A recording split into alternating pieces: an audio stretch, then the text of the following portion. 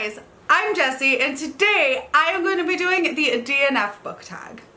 This is a book tag that I have seen floating around out in the universe and decided that I want to do because it looked like fun and I can't say no to a tag. Like, I'm a sucker. I love tag videos. They're fun to film, they're fun to watch. Like, I just really love tag videos. So I wanted to do this one.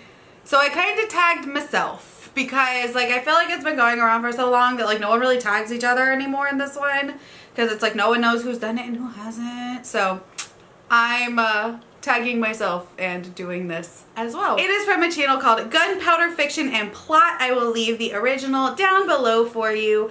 As always, when I do a tag, I've got my phone so I can look at the questions and answer them for you because I'm not gonna remember anything. Alright, the first question is, do you DNF? Yes, I do. It's not something I do often and I'm okay with that, but I do DNF. If I'm really not loving a book, I will just DNF it. But it takes a lot for me to just be like, I'm not gonna finish this. Like, a lot. Now, I'm better about DNFing series.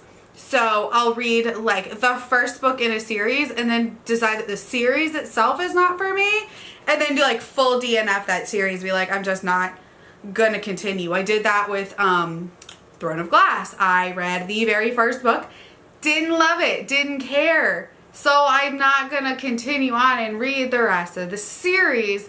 So like to me that's like a whole series DNF. I'm more likely to do that over than like just book DNFs. But I do both. Question 2, if you DNF, does it count towards your Goodreads goal? No, it does not count towards my Goodreads goal, but I do usually do like a little blurb about it. I don't star rate my DNFs, but I'll do like a written little review and put like where I DNF'd it and why on my Goodreads, but not count it towards like my goal and not give it a star rating because I don't think it's fair of me to give a star rating to a book that I did not complete. The next question is there a difference between just putting down for a bit and DNFing? And yes, totally. If I just put a book down for a while, that means I have plans to pick it back up. If I DNF it, that means I have zero plans to ever read the rest of this book. Malice is the one that comes to mind when I think about this. I put it down for a while, but I knew I was going to come back to it, and I did come back to it, and I finished it, and I enjoyed it, but it just wasn't for me at the time I started reading it, so I had to put it down. But I knew it wasn't like a forever. Like to me, like a DNF is like done forever, gone by, like I'm unhauling it. So yes, there's a difference. Number 4 is, what is a popular book that you have DNF'd? Serpent and Dove. I made it about 50 pages into Serpent and Dove before DNFing it. I just could not care. I wasn't enjoying myself. I didn't know what was going on. It was not for me. Like I didn't want to read it. And I gave it away. Like I think I gave it to my niece.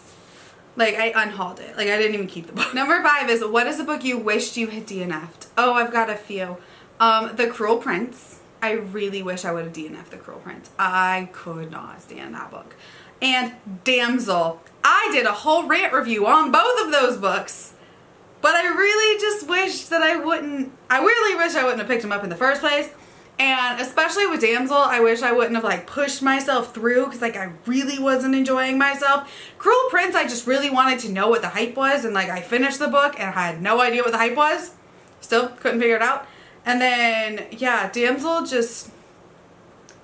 was awful. The next one is, do you ever reattempt to read a DNF again, and has it ever been successful for you? No. No. I have had only one book really where I temporarily DNF'd it, thought I was going to fully DNF it, then decided to pick it back up and still didn't end up loving it, and that was Throne of Glass. Like I put it down halfway through, wasn't feeling it, wasn't really enjoying it, decided to pick it up, and it wasn't for me. But then again, like I said, with Malice, I put it down, but I was expecting to pick it back up again because I wasn't like hating it. I wasn't in a headspace for it, if that makes sense. So, I mean, I guess it could go either way, but really, if I am DNFing something, I'm not picking it back up. The next question is, do you choose more or less risky titles based on your stance on DNFing? And I don't think so. I mean, I basically just pick up what I think I'm going to enjoy. And usually that's like a friend recommended it. I've seen it highly recommended here on BookTube. The synopsis sounded really cool. Like, I think I kind of know my reading tastes. So I don't think I really take risks at all. I'm always like, that sounds good, let's read it. Like, that's all I think of when I grab a book is, that sounds cool, let's pick it up. Like, I don't really go any deeper in thought than that sounds cool, I want to pick it up. So really, I don't think my stance on DNF has anything to do with it.